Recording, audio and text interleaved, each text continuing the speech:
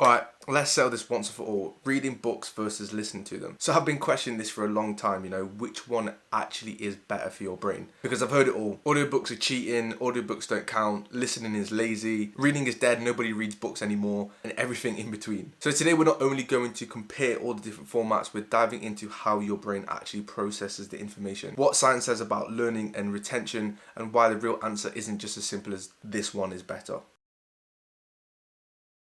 Okay, so let's start with the big assumption, the idea that somehow audiobooks are cheating. So this assumption runs kind of deep, and I don't think it's because of science, I think it's based on cultural biases. So let's think about it. So over a long period of time, we've been conditioned to see reading as this intellectual activity reserved for the elites. And if we look at every, portrayal of genius throughout history, Einstein's, Da Vinci's, Thomas Edison's, they were all complete avid readers. University students, scholars, etc. Even the phrase book smart, like all of these links to, reading being this symbolism of intelligence. But what's interesting is this bias works exactly like the divide between, blue collar workers and white collar workers. So white collar workers, most of the time they go to university, they study, they use their brains in order to make their living. Blue collar workers, use their hands, they build stuff, they solve problems, but they really get put in the genius category. It's the same work ethic, but just different packaging. And that's the same for audiobooks. Now, if you're not straining your eyes, taking notes, highlighting quotes, it doesn't feel earned. It's almost like knowledge has to come with struggle in order for it to count. And I feel like this cultural programming creates some sort of unnecessary guilt. For example, you finish an amazing audiobook, you've absorbed every single concept, you can discuss it in detail, but because you didn't go through hours of reading every single word, it seems like you've cheated in a way. And the reality is your brain doesn't give a shit about cultural status symbols, it cares about processing information effectively. The guilt you feel is just a social construct, and I think it's the culture that we live in that we equate this working harder is better, when obviously in reality that's just not true. I think we should only be making the choices that actually work for us and not what, looks impressive to other people to, conform to social norms. We've all experienced this, we're grinding through a hench-ass book, your eyes are tired, you're rereading the same paragraph for about the 8th time in a row, you're basically fighting for your life just to stay focused. Meanwhile, when you're listening to an audiobook, it just feels so easy, almost too easy. And because it feels easier, we assume it's less effective. But the truth is, just because something feels harder doesn't mean it's getting us results. I think sometimes it's easy to confuse struggle with significance. And the type of format you use doesn't really determine how deeply you learn either. I think it's the engagement of the content that really does. But in reality, there's different types of learners. There's auditory learners, there's people that love visuals, there's people that need to be on the move while they learn, some people need total silence. Different brains, different settings, and different formats. So if you're struggling for an exam, reading might help more. But if you're, self-educating while you're on the move, I think listening might actually be better. But realistically, there's no universal best way to absorb knowledge. I think the guilt that we get from this is just how we've been taught to measure effort.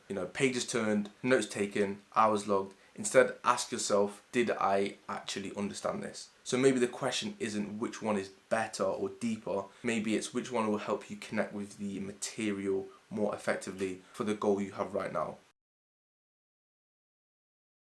Okay, so let's break down what's actually happened in your brain when we read and we listen to audiobooks. So when we read, your brain basically comes into a translation machine. You're taking on visual symbols, letters, words, and you're converting them into meaning. This process activates multiple brain regions simultaneously. Your visual cortex processes all the shapes, your language centers decode the meaning, and your working memory holds everything together. Reading takes effort, that's why, it feels so cognitively demanding. In a 2019 study from the University of California, found that reading text may lead better to verbatim memory recall. That means, remembering the exact wording of a particular text. So you could argue that when you're studying, this dense material or preparing for an exam, or, you're doing some close analysis, reading might give you the extra edge. Research shows that reading strengthens the left hemisphere of the brain, particularly areas responsible for language processing and symbolic thinking. Studies have also shown that people who read regularly have increased connectivity in these regions, and reading literally changes your brain structure over time. But because we live in the 21st century, sitting down and reading is becoming harder and harder because our attention spans are just in the bin. Because reading requires, this sustained focus over a period of time, it feels almost unnatural now. Even now, like, I generally struggle to sit down with a book because it feels like I'm in this battle against my brain. So listening activates a completely different network. So instead of decoding symbols, your brain is processing sound, rhythm, and vocal emotion. So essentially you're using the same neural pathways that evolved for human speech and storytelling. This obviously makes audiobooks powerful for people that struggle with traditional reading. So if you have dyslexia, reading fatigue or attention issues like me, listening can bypass these barriers completely. So the research on audiobooks is quite interesting. So studies show that listening activates areas of the brain associated with emotional processing and memory formation. So when you hear the narrator's tone, your brain automatically processes emotional context that might be missed in text, which could help with identifying which parts resonate with you the most quicker than normal reading. So have you ever had a moment where you're listening to an audiobook and then your brain starts to drift, and then when the narrator mentions something that actually resonates with your real life or that could help you, your brain kind of kickstarts and focuses back on the audiobook? Well, this is your brain, processing the emotional context. So obviously with audiobooks, the cons are you can constantly lose the ability to reference specific passages. The processing speed is locked to narrator's path unless you speed it up, but obviously sometimes that it just sounds horrible when it's sped up. And as well, the narrator's voice could be awful. So it's a bit sad when that happens.